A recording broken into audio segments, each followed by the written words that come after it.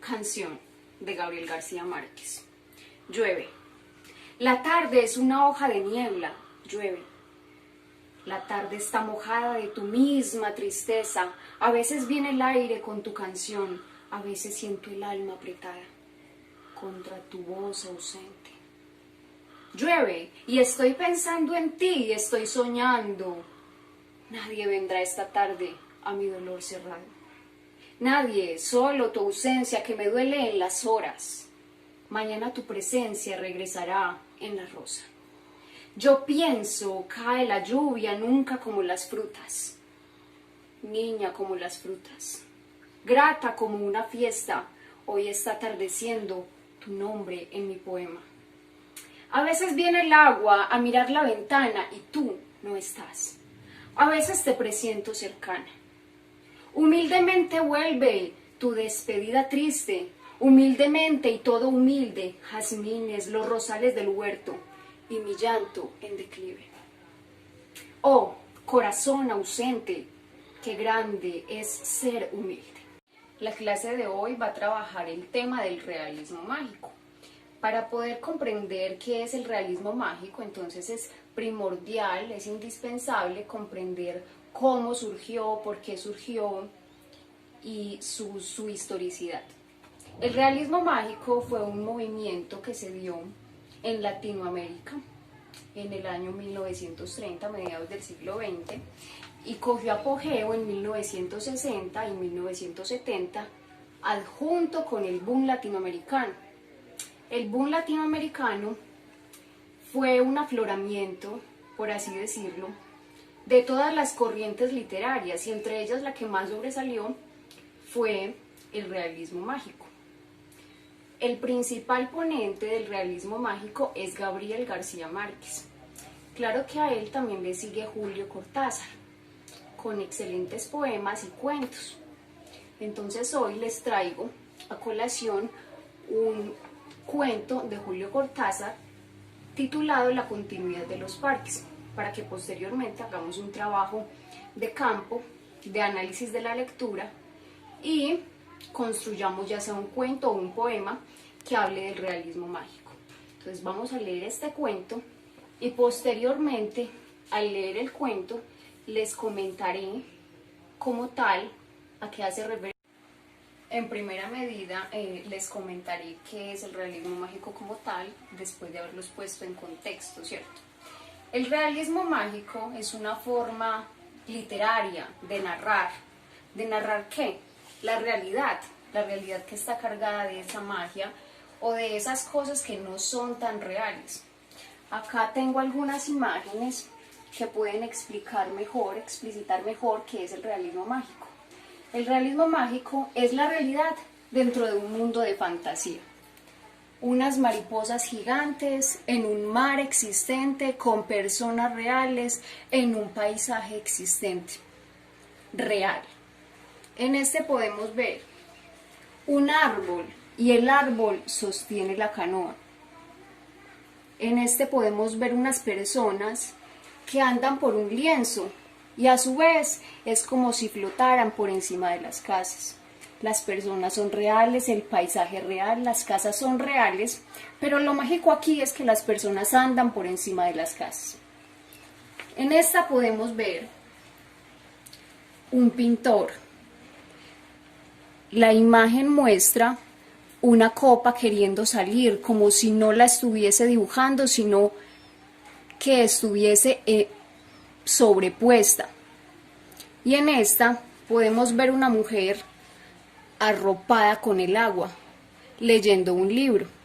Como tal, el agua no es fantástica, los paisajes tampoco, los caballos tampoco, la mujer y el libro tampoco, pero aquí lo fantástico es el agua en forma de cobija, ¿cierto?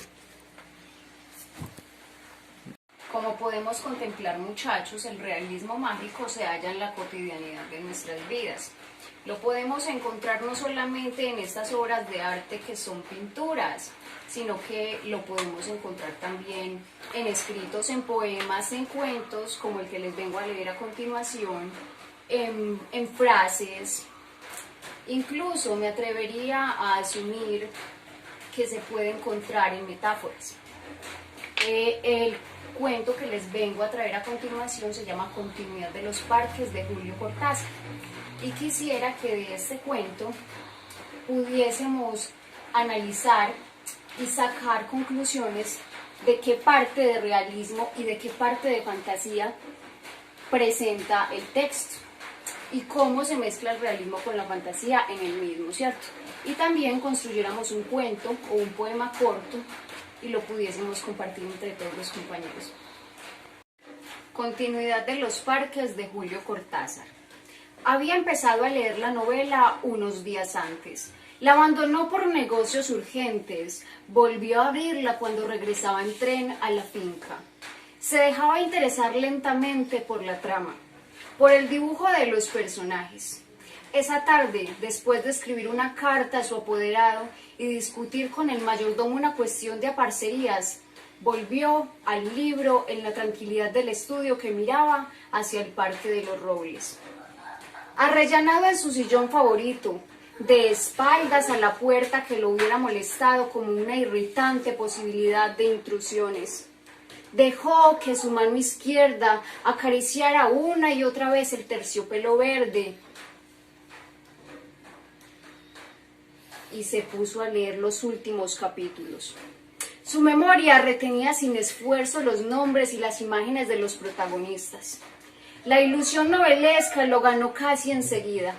Gozaba del placer casi perverso de irse desgajando línea a línea de lo que lo rodeaba y sentir a la vez que su cabeza descansaba cómodamente en el terciopelo del alto respaldo, que los cigarrillos seguían al alcance de la mano, que más allá de las ventanas danzaba el aire del atardecer bajo los robles.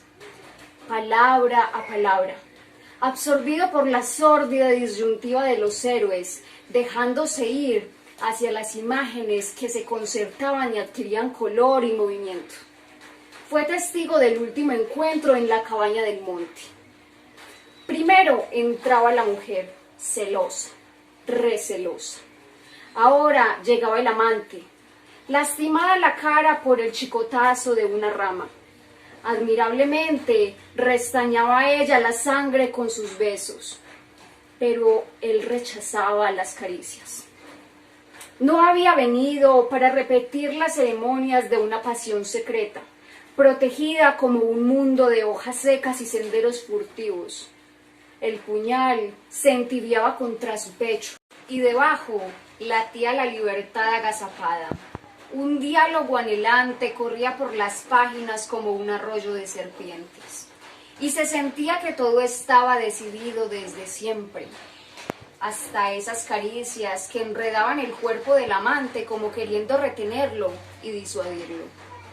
Dibujaban abominablemente la figura de otro cuerpo que era necesario destruir. Nada había sido olvidado. Coartadas, azares, posibles errores. A partir de esa hora, cada instante tenía su empleo minuciosamente atribuido. El doble repaso despiadado se interrumpía apenas para que una mano acariciara una mejilla. Empezaba a anochecer. Sin mirarse ya, atados rígidamente a la tarea de los que los esperaba, se separaron en la puerta de la cabaña. Ella debía seguir por la senda que iba al norte. Desde la senda opuesta, él se volvió un instante para verla correr con el pelo suelto. Corrió a su vez, parapenteándose en los árboles y los setos, hasta distinguir en la bruma malva del crepúsculo la alameda que llevaba a la casa. Los perros no debían ladrar y no ladraron. El mayordomo no estaría a esa hora y no estaba. Subió los 3 peldaños del porte y entró. Desde la sangre galopeando por sus oídos le llegaban las palabras de la mujer. Primero una sala azul, después una galería, una escala alfombrada, en lo alto 2 puertas. Nadie en la primera habitación, nadie en la segunda. La puerta del salón y entonces el puñal en la mano, la luz de los ventanales del alto respaldo de un sillón de terciopelo verde, la cabeza del hombre en el sillón leyendo una novela.